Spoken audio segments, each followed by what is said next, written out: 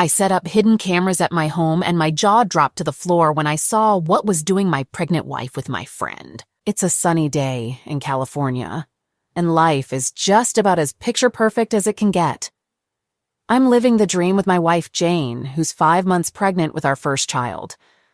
Our life together is a collection of perfect snapshots, each moment brighter than the last. But like a sudden storm brewing on a clear day, something starts to feel off. Jane begins to act peculiarly, constantly glued to her phone, laughing at messages only she could see and guarding her phone with an intensity that would put Fort Knox to shame. My gut churns, warning bells ringing in my head. Something's up, and I decide to take action. Paranoid or not, I feel the need to protect our happy home from whatever was lurking in the shadows. So I install hidden cameras around our home, unsure of what I would find. Fast forward a couple of weeks, Jane decides to have a girls' night with her best friend, Lisa. A night of wine, laughter, and chick flicks. Or so I thought. To my surprise, it wasn't Lisa who graced our doorstep that evening, but her boyfriend, Mark. My heart sank as I watched the footage, my jaw dropping at the sight of Jane and Mark, cozying up on our couch, their laughter echoing through our home, bouncing off the walls lined with our shared memories.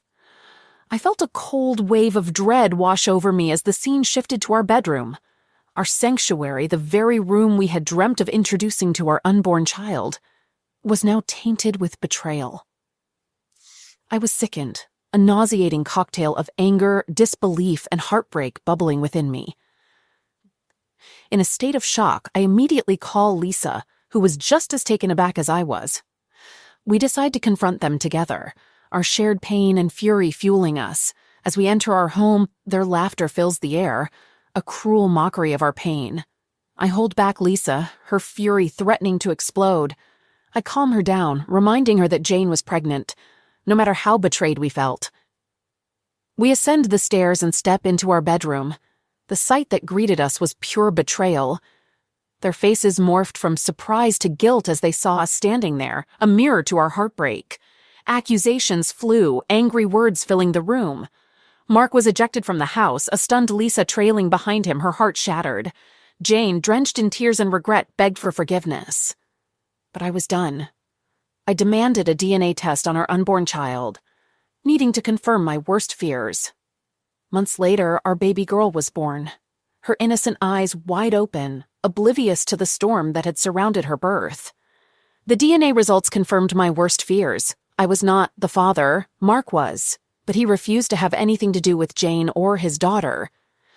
Feeling a strange blend of relief and sadness, I packed up my life and returned to my homeland, Wales. The salty sea air and comforting Welsh lilt slowly stitched up the wounds that betrayal had left behind. But the story doesn't end there. You see, I had a plan. I had been hurt, and I wanted Jane to understand the pain she had caused. I began to spread rumors about Mark, rumors that painted him as a deadbeat, a cheater, and a coward. Word got around, and soon Mark's reputation was in tatters. He lost friends, his job, and worst of all, the respect of his family. Jane, left alone with a child in a tarnished relationship, had to face the consequences of her actions. The moral of this tale? Always trust your gut. It's rarely wrong. Karma, as they say, has a funny way of turning the tables, and life always finds a way to serve up its own twisted version of justice. As I settled into my new life in Wales, I kept a distant eye on the life I left behind. Jane, left to face the harsh reality of her actions, was struggling. She was now a single mother with a child whose father wanted nothing to do with her. Mark, meanwhile, was facing the fallout of the rumors I had sown. He lost his job, his friends turned their backs on him, and his family lost all respect for him. It was harsh, but fair. He had played a part in shattering my life, and now he was reaping what he sowed. I kept my revenge a secret, carrying the satisfaction of my vengeance like a hidden trophy. Jane and Mark had betrayed me in the worst possible way, and though the pain still lingered, I found a sense of closure in knowing they were facing the consequences of their actions. It was a cold comfort, but a comfort nonetheless. Back in Wales, I found solace in the familiarity of my homeland. The The smell of the salty sea, the comforting lilt of the Welsh language, and the warmth of my family began to heal the scars that betrayal had left behind. I started to rebuild my life, brick by brick, learning to trust again, to hope again. The echoes of my past life still haunted me, but they were gradually replaced by the laughter of my nieces and nephews, the comforting wisdom of my parents, and the camaraderie of my old friends. As I stood on the cliffs overlooking the sea, I realized that while my California dream had been shattered, a new dream was taking shape here in the rugged beauty of Wales. I had been given a second chance, an opportunity to start afresh. When I opened my wife's computer, I collapsed to my knees because I found a horrible photo proofs of her infidelity. It was the year 2014, and our journey had stretched over a solid 8 years, with 6 of those bound by the sacred vows of matrimony. Throughout her college years, I stood by her side, offering unwavering support as she pursued her dream of becoming a teacher. However, as fate would have it, her inaugural year in the profession proved to be a nightmare, as is often the case for educators. I can vividly recall the despair in her voice as she declared, "I never want to step foot in a classroom again." I couldn't bear to see her give up after investing 6 long years in her education, even if she had changed her major not once but twice. I urged her not to abandon her passion on account of a single rough patch. We had a massive fight, and in the heat of the moment, after years of supporting her, I lost my temper. "Fine, give up then, but we can't survive on one income," I snapped. Within a few months, she found a job that paid far less than her teaching career. I thought we were managing fine, until my dad passed away. Our relationship had always been complicated. My parents divorced when I was 12, and he was absent, often drowning his sorrows at the bar. But as his health deteriorated, he tried to reconnect with his family in his own peculiar way. Unfortunately, he was running out of time. They took my dad off life support and said he had only a few hours left. But somehow he held on for 10 long days. It was pure agony for me. I was a complete wreck. When he finally passed away, we discovered the harsh reality of his financial mess. He left us with a mountain of debt to tackle. Needless to say, I wasn't the most pleasant person to be around. I was grappling with the aftermath of my dad's mistakes, simultaneously angry at him, yet mourning the loss of my father. If any of you have experienced the pain of losing a loved one, you understand the immense difficulty it brings. One moment you're feeling all right, and the next, tears well up uncontrollably. Now let's fast forward a few years to the winter of 2017. A mutual friend, and the head honcho of our local NerdCon, spills the beans on Facebook that he's getting a divorce because his wife was unfaithful. Coincidentally, my ex happens to be in the area and pays him a visit, or so she claims, but I'm convinced this is when the affair began. I found it a bit peculiar that she stayed there for a whopping 5 hours, but being the trusting person I am, I bought her explanation that they were just having a chat. As the months rolled by and spring arrived, she grew increasingly chummy with him. It started to bother me, and I mustered the courage to voice my discomfort with their frequent conversations. My concerns were dismissed as mere paranoia, and let me tell you, I had every right to be suspicious, considering she went behind my back to have a little chat with an ex before we tied the knot. She claimed it was for closure. Yeah, right. Fast forward to the last weekend of April 2018, when I had a business trip scheduled in Vancouver, BC. She takes advantage of the fact that she's home alone. She always hated being by herself, often roping in her mother to keep her company when I was away on weekends. Now that's a red flag if I've ever seen one. And announces that she's going on a completely platonic date with this guy. I wasn't thrilled about it, knowing this guy's vulnerable state and how it could spell trouble. But she goes ahead with it anyway. At that time, we had this geolocating feature on our phones, supposedly to prevent texting while driving. It allowed us to check each other's GPS location to see if we were on our way home. Her idea, which definitely raised a red flag. Out of pure paranoia, I decide to check if she's actually home. She insists that she is, but the tracker tells a different story. She's still out with him. I confront her. letting her know that I'm well aware of her whereabouts and that it's getting late, so she should head home. Well, she didn't take it too well and decided to give me the silent treatment for the rest of the night. I pushed through the next day, trying to focus on work. But then she drops the bombshell.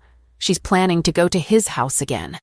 I'm furious at this point and beg her not to go, telling her that this guy is vulnerable and I have a gut feeling he'll try to make a move on her. But she brushes off my concerns, dismisses me, and decides to turn off her GPS tracker. Sunday arrives, and as I'm on the flight back home, she suddenly starts acting all cutesy and sweet.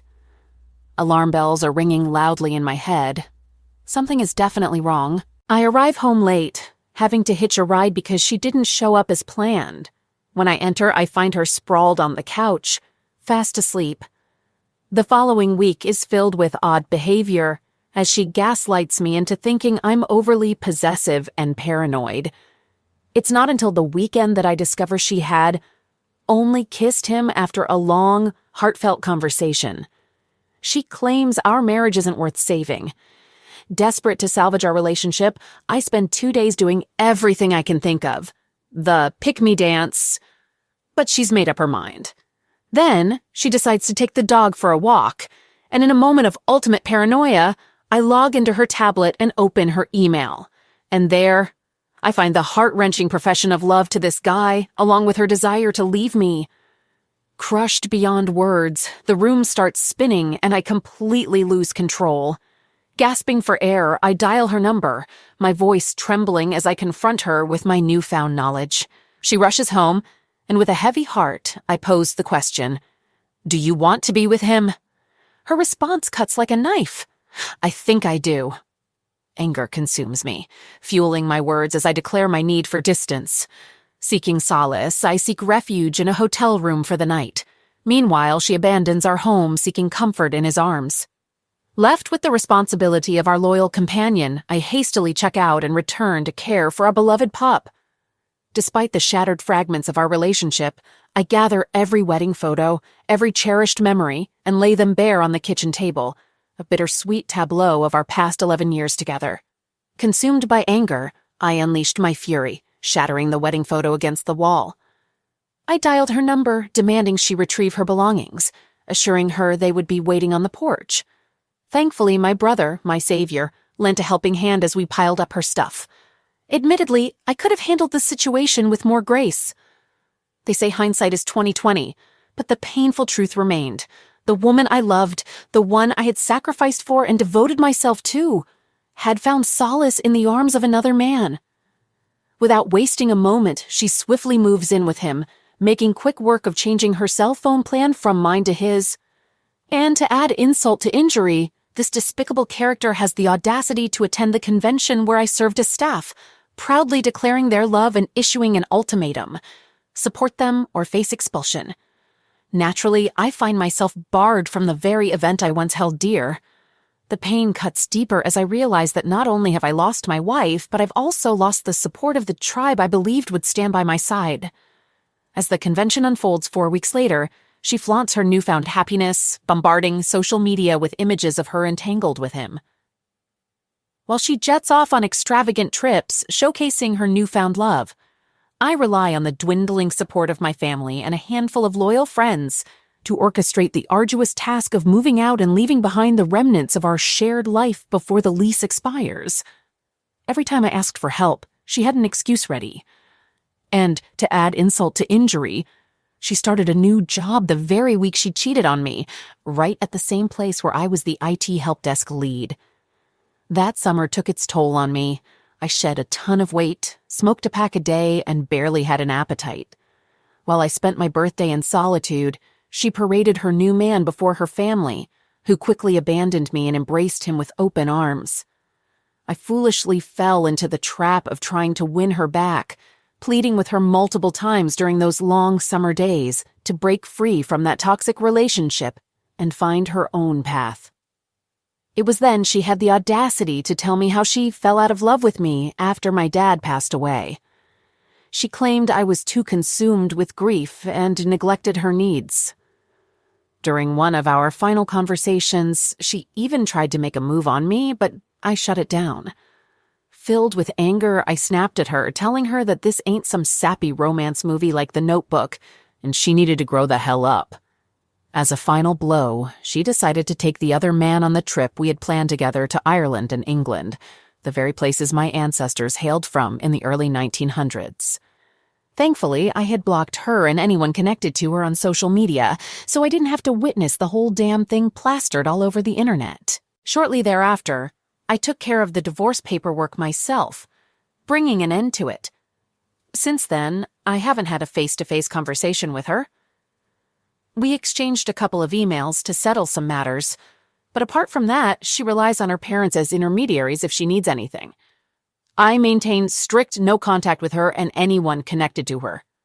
Unfortunately, that meant losing several friends who chose to take her side or prioritize their involvement in the convention over our friendship. However, in the midst of this chaotic ordeal, I discovered an exceptional therapist. With his guidance, I came to understand that the whole mess was far from normal, and I was just doing my best in an extremely messed up situation, as he put it. Through therapy sessions and recounting the events, I realized that there was nothing I could have done to prevent it. Her excuses held no ground and couldn't justify her betrayal. In the end, I discovered that I possessed strong coping skills and did everything within my power given the circumstances. I made a conscious decision to improve myself and let go of all the torment and misery that had consumed me. I have my good days and bad. Sometimes I catch wind of her life and it stings a little, but it no longer knocks me down. Turns out she tied the knot with that guy this summer, right after he finally divorced his ex. Took him 3 long years, but he was already living with another woman. Word on the street is she's lost a ton of weight, looks worn out, and is under his thumb. The hardest part for me is not having our dog anymore. She ended up with custody in the divorce, and I miss that furry companion dearly. She even used the dog as a ploy to manipulate and mess with my head, but I had to put an end to that game. It was a tough call, but necessary for my own well-being. Despite the hardships of 2018, there were silver linings. I welcomed a beloved puppy into my life, finding solace in her presence. Not having children turned out to be a blessing, as my ex-wife's aversion to motherhood clashed with my deep desire to become a father. Now, pushing 40 and navigating life during the pandemic, I remain hopeful for the future. Leaving behind the wreckage of our marriage, I reconnected with my family, saving money and pursuing fulfilling hobbies. Gradually, I learned to love myself again, realizing that I was a supportive and kind husband, not the monster she portrayed. As D-Day plus 3 years approaches, I reflect on my journey with newfound strength. I never bought into the whole karma concept. Too many times I've witnessed people getting away with their wrongdoings without facing any repercussions.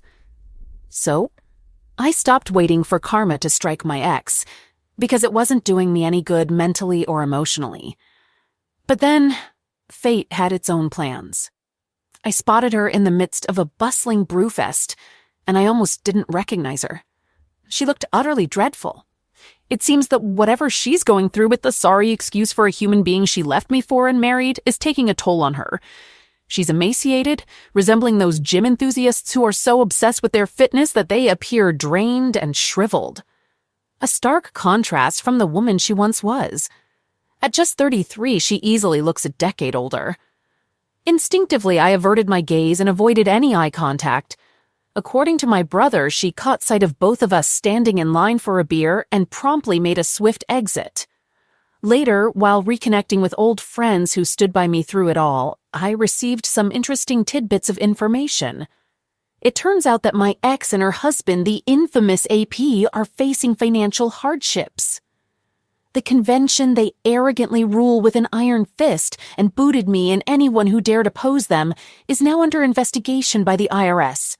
Not only that, but the people around them are finally seeing their true colors and realizing what toxic a-holes they truly are.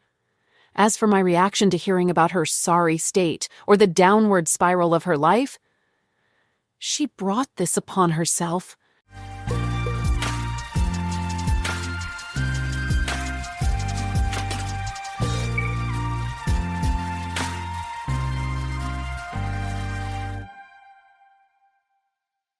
All right, everyone's presentations are done. Nick, the manager, said as he tried to move the discussion forward. Excuse me, I haven't. I recently found out something. Nick interrupted me and began to speak. There's apparently someone in this department who didn't graduate high school and is just a part-timer. Meetings should be for employees only. Absolutely right. His lackey, Mike, of course, agreed with Nick. I'm leaving. After leaving the meeting room, I started to shut down my computer. I noticed that an email had arrived, not in my personal inbox, but in the company's shared email. Thinking, there's no point in speaking up, no one will listen, I went home quietly. The next day, I heard a commotion from Nick's desk. He was staring at his computer screen, his face pale. Nick? Is something wrong? Mike looked at the screen with him. And he turned even paler than Nick. Why is he so angry? Knowing the reason for Mike's distress, I thought to myself, serves them right. My name is Adam. My mother passed away when I was in the 9th grade, and I was raised by my father. Well, you could hardly call it being raised. After my mother passed, my father changed. He drowned his sorrows in alcohol, and though he still went to work, he squandered our living expenses on horse racing. Because of that, I had to start working part-time as soon as I entered high school. Every month, I went to the convenience store with bills in hand that couldn't be auto-deducted from my father's account. Even though I endured it because I didn't want to be alone, I reached my limit in my second year of high school and dropped out. I found a live-in job at a distant inn. Thank you for everything. The day I left home, my father, still staring at the TV, spoke. Take care. That was our last conversation. Back then, 18 wasn't the age of majority, so I needed my father's permission to work, and I couldn't hide my place of employment. Yet, my father never visited me even once. I kept working just to survive, and before I knew it, I was 42. Years of hard work paid off, and I was transferred to the headquarters. I was thrilled to be recognized by the company, as I thought I'd be working in the field until retirement due to my lack of formal education. Listen up. Our work can change the future of our employees. Don't drag us down. On my first day after the transfer, Nick, dressed in an expensive suit, spoke sternly. There was a reason for this. Our inn was located in a prominent tourist destination, known so well that everyone in the state could sing its commercial jingle. At its peak, we had 5 locations within the state. But that was long ago. Due to financial difficulties and aging facilities, only the place where I had worked for many years and the original establishment remained. I was prepared to lose my job anytime, but now there was a glimmer of hope. With the rise of social media, the tourist area where the inn was located started gaining attention again. Depending on how hard the sales department, where I was transferred, worked, we could either thrive or be forced to give up this prime location to the new hotel chains continuously popping up. For Nick, who had switched careers from another industry to strengthen our sales, this was a battle he couldn't afford to lose. I understood why he had to be strict. I will do my best. Nick sneered at my enthusiastic declaration. Did you not hear what I said? I'm sorry. I thought I was listening carefully. Out of habit from years of customer service, I apologized reflexively, though I had no idea what had offended him. Someone was watching me with a smirk. In this department, there are those who are expected to excel and those who have been shoved here because they have nowhere else to go. You are the latter. It was Mike, the section chief. He's 7 years younger, at 35. But he was called to headquarters much earlier than I was and had been moving around within the headquarters ever since. I'm not jealous, but I can't accept that he's my boss. Graduating from a prestigious university, he has an unusually high pride and caused many problems as a newbie, making things very difficult for me when I was the front desk leader. When I found out Mike was transferred to the sales department a month before me, I was disheartened. Mike is right. With just a middle school diploma, there's not much you can do. Don't even think about achieving results. As if I didn't exist, Nick remarked, I'm thirsty. Mike eagerly ran to the coffee maker. It seems Mike is Nick's lackey. I regretted being happy about my transfer to headquarters, wishing I had stayed on site forever. Send a direct mail to every company on this list by the end of the day. Nick only assigned me tasks that even a new graduate could handle. What? There are over 1,000 companies. You want me to send to all of them by today? Yes, if you and your fellow misfits split the work, even those with nowhere else to go should finish by today. I glanced at the employees typing away expressionlessly. They were worn out from customer service, only thinking about leaving on time, or were women reassigned after having children. With zero motivation for work. Even Sam, a new graduate from the same university as Mike, who was supposed to be among the expected achievers, had no enthusiasm for the job. Having joined the company wanting to do customer service. I don't care what they say, I plan to quit anytime, he said. Only Nick and Mike were highly motivated, making all the decisions between the two of them. I originally only wanted to work at the inn to survive and had no particular attachment to this job. I swallowed my words, thinking I had no right to reprimand them. About a month after the transfer, Nick told us with a frustrated look. To commemorate the 50th anniversary, we've decided to create a plan exclusive for one group per day. Originally, Mike and I were supposed to come up with it, but our president, Mr. Thompson, insists on hearing everyone's opinions. So, you all get a chance. As Nick explained, Mike began handing out prints. Make sure not to embarrass Nick. If your ideas are half-baked, you'll have to redo them. It seemed that they had printed his handwritten notes by Mr. Thompson, which included several questions and a section for free responses. It made sense why Nick had to seek our input, given that all responses had to be submitted to Mr. Thompson. We were given a week to think about it, and a meeting was scheduled to compile our ideas. My plan is to let guests enjoy both the old and modern America. Nick began the presentations. Guests would watch a master confectioner at a nearby traditional sweet shop make sweets in front of them. The welcome drink would be premium tea in a bottle. Nick's plan was certainly attractive. After his presentation, Nick called on us to present in the order we were seated. Just as I stood up for my turn. All right, everyone's presentations are done. Excuse me, I haven't. I recently found out something. Nick interrupted me. There's someone in this department who didn't graduate high school and is just a part-timer. He was likely talking about me. I joined the company as a part-timer and was made a full-time employee when I turned 20. That was 20 years ago, so Nick and Mike probably had no chance to know until recently. Meetings should be for employees only. Absolutely right. After that, Nick kept creating opportunities to solicit everyone's opinions, purposefully excluding me from speaking. The meeting unexpectedly heated up and went past the scheduled end time. A few people asked to leave, and the discussion continued with the remaining few. Still here? Normally, you'd leave in that situation.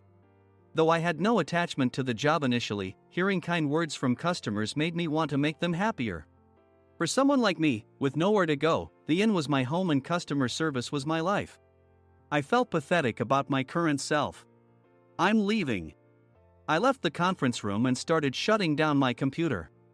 I noticed an email had arrived, not in my personal inbox, but in the company's shared email. Thinking no one would listen to what I had to say anyway, I quietly went home. The next day, while preparing the DM as instructed, I heard a commotion from Nick's desk. In his haste to stand up, he hit his knee on the desk. He stared at his computer screen, his face pale. Nick! What's wrong? Mike, thinking he should be the first to rush over, approached Nick while still wearing his coat. He peered at the screen with Nick. And he turned even paler than Nick. Why is he so angry? Who is responsible for this company? Nick, more irritated than ever, asked, and Mike answered without checking. Probably Sam. Sam wasn't there because he was attending a morning training session for new hires.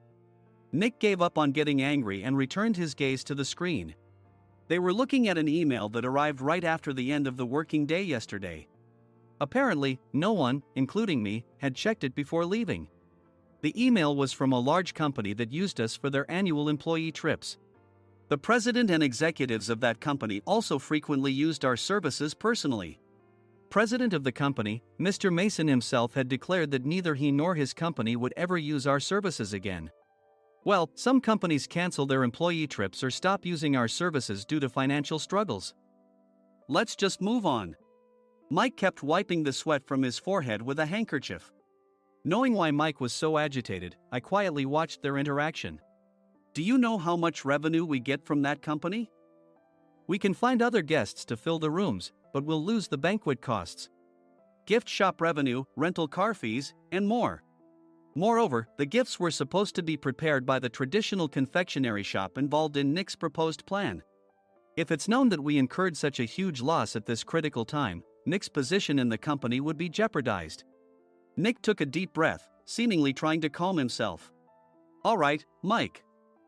Go to New York right now and apologize to Mr. Mason. What? You're coming with me, right? I have urgent work to do. I trust you, which is why I'm entrusting this to you. Please. Mike, believing Nick's sincerity, agreed with a determined look on his face, saying, yes. That's Nick for you. Even if Mike went to apologize, Nick would shift all the blame onto him if the client didn't change their mind. Well, it was Mike's fault to begin with, so it served him right.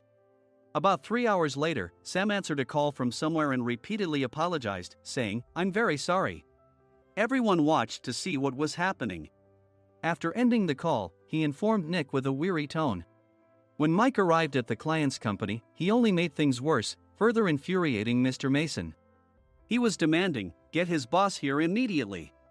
It was no wonder Sam was exhausted, dealing with such a call right after returning from training. What is that idiot doing? All right, Adam, you're coming with me. If sacrificing Mike didn't work, then I must be next. Normally, I'd want to refuse at all costs, but I saw an opportunity in this situation. If I can be of assistance, I'd be happy to join you. I obediently followed Nick, and we flew to New York. When we introduced ourselves at the reception, it became clear how serious the situation was, as the receptionist personally escorted us to the president's office. Angry voices leaked through the door, making both Nick and me uneasy. Excuse me. I'm Nick, the supervisor. I understand my subordinate has caused you trouble, and I deeply apologize. Nick, with his experience in the corporate world, knew enough to offer an apology before excuses. However, his customer service skills left much to be desired. I sighed as I saw Mike trembling like a small dog in the corner of the room. What kind of training are you giving your subordinates?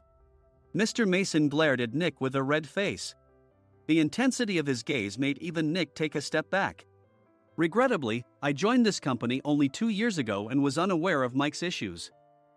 I should have identified his shortcomings sooner. Indeed.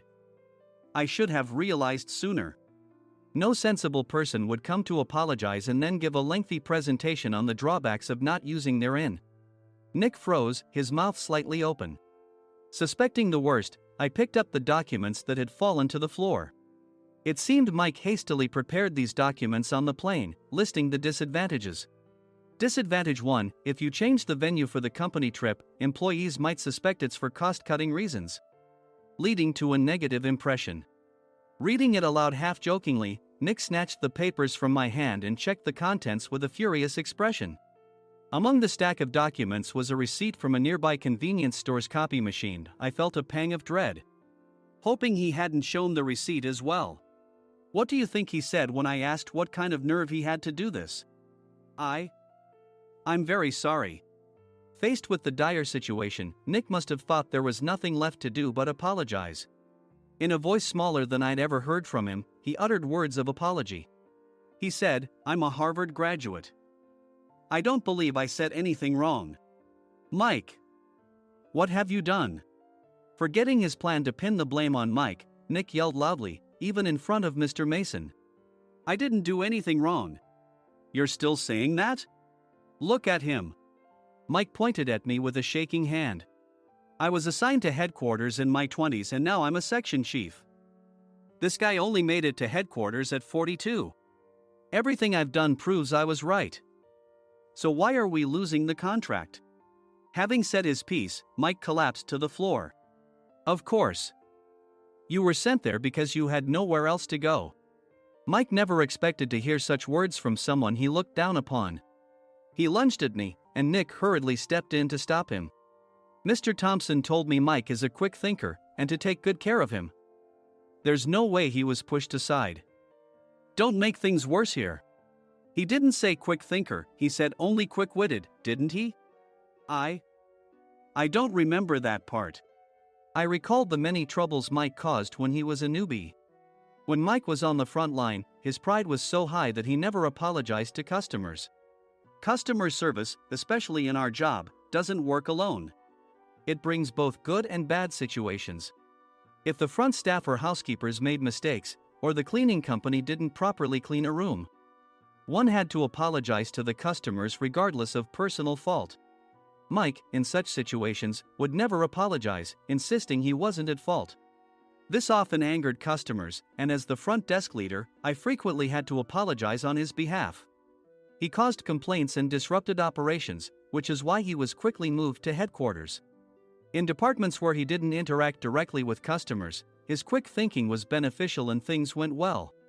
But it seemed his flaws were starting to show. Corporate reservations are supposed to be entered into the system by the sales representative. But a quick check yesterday revealed that more than 10 items were missing from the client's reservation. The handover document clearly stated what needed to be prepared. Why didn't you enter it into the system? Why do we have to give them special treatment? Filling rooms near the banquet hall, setting up all the food in advance. Specifying the brand of wine, they're too demanding. No wonder he always angered customers, I thought, feeling a headache coming on. Grouping them in rooms near the banquet hall is for our benefit too. It makes it easier for the staff to set up beds and serve breakfast since everyone's schedule is synchronized. As for the other requests, Mr. Mason suggested them to lighten our load. I didn't know that. Nick finally seemed to realize that Mike was the one who had angered the client. What did you say to them? I just told them we wouldn't give them special treatment anymore. We shouldn't waste effort on things that don't bring in money. I was utterly exasperated at his lack of understanding of customer service. Of course, we shouldn't comply with unreasonable demands. But carrying over successful practices from past stays makes customers feel remembered and enhances their experience. Good memories encourage repeat visits. That's part of our job. I looked down at Mike, who was sitting on the floor. In our job, nothing is a waste. Mr. Thompson likely moved you to the sales department, hoping you'd finally understand this. How do you think he feels now that you've failed to meet his expectations? Mike, tears in his eyes, fled the president's office. I was amazed he still hadn't apologized. You have it tough, Adam. It's okay, we're all employees of the same company. I deeply apologize for this disrespectful incident. Especially after all the care you've shown us. If it weren't for you, Adam, I really would have stopped staying here. When I heard you were moving to the sales department, I was willing to reconsider if you handled it. Seeing us talk so amicably, Nick's face contorted. Do you two know each other? Adam's service is excellent. I always requested him specifically. Normally, we don't accept specific staff requests, but we made an exception for Mr. Mason, adjusting my shifts accordingly. He had personally stayed at our hotel just before my transfer, and during casual conversation, I mentioned, I'm moving to the sales department soon. If I hadn't told him then, things could have been much worse. Please continue to take care of us. I look forward to it. On the return flight, Nick awkwardly offered me a can of beer. It's still working hours. Of course, I had no intention of forgiving him for a single beer. Nick might try to pin everything on Mike and avoid any consequences. While pondering this, a startling fact came to light. Nick, the tea bottles for the plan have arrived. I handed Nick a bottle labeled with our inn's name. They look good. What are you talking about? These are plastic bottles. I had assumed we would use the trendy, high-end bottling tea. But what arrived were ordinary plastic bottles of tea with customized labels. The only unique aspect was the label, which had the inn's name, making it look customized. Upon further investigation, I discovered that a substantial amount of money was set to be paid to the tea company. It was priced like bottling tea. Does this plastic bottle really cost $100 each? The tea inside is specially blended for us. The extra cost is for that. Wouldn't it be better to use another tea company? Or is there a specific reason we must use this one? As Nick continued to make excuses, I showed him a printed email. I informed the tea company's president, Mr. Mitchell, that we discovered irregular payments and he confessed. He said you two were high school classmates and planned to split the extra money. That idiot. Why did he confess? That's not important. You should worry about yourself, this could turn into a police matter. Opening the bottle cap, I suggested. How about calming down with this tea? It supposedly has a relaxing effect. Nick drank the tea frantically. In the following days, decisions were made about their fates. Mike was reassigned to the General Affairs Department, with no chance of transfer or promotion, as per Mr. Thompson's orders. As for Nick, since the payment to the tea company hadn't yet been made, he narrowly avoided legal trouble. Instead, he was encouraged to leave the company, and to avoid further complications, Nick submitted his resignation. Rumor has it that connections between HR departments have made it difficult for him to find new employment. Even though it was good to have those two gone, something unexpected happened in the sales department. Everyone became motivated and united in refining the 50th anniversary plan. In the end, my plan was adopted. We collaborated with the Tourist Information Center to provide personalized guides. The plan, tailored to the number of guests, was truly special for the 50th anniversary. Hey, is Adam's family coming to stay? I immediately booked that special plan for my family. Sam noticed it on the reservation list and quickly picked up on it. Yes, I'm inviting my father. That's great. I might invite my parents too. I lacked the courage to face my father just as Adam. But here, with the confidence Mr. Mason praised, I felt ready. The 50th anniversary plan was a perfect opportunity to reconnect with my father. I hoped to bring back the days when we could laugh together as we once did.